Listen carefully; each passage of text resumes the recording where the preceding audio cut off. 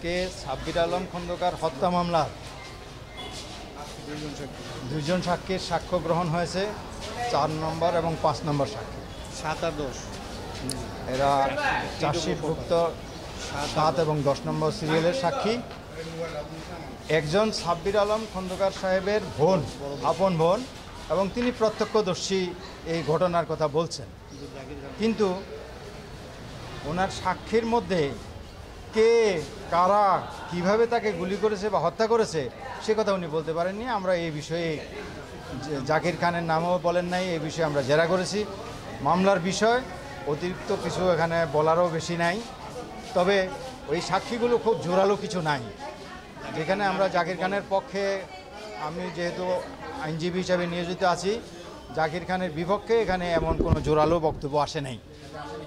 এসে জামিনের বিষয়ে আমরা আজকে সেরকম করিনি, এটা পেন্ডিং আছে, পরবর্তীতে আমরা দেখব।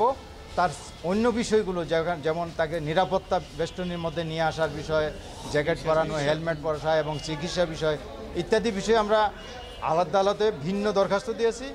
কিছু দরখাস্ত মঞ্জুর হয়েছে, কিছু দরখাস্ত নামঞ্জুর হয়েছে।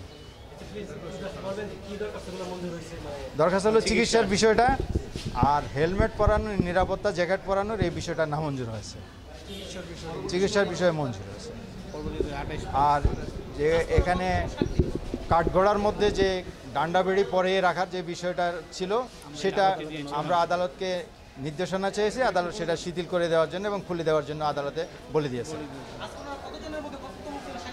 54 জন সাক্ষীর মধ্যে আজকে পর্যন্ত 5 জন সাক্ষী হয়েছে। এই 5 জনের মধ্যে থেকে আমরা এখনও গুরুত্বপূর্ণ কোনো কিছু পাইনি।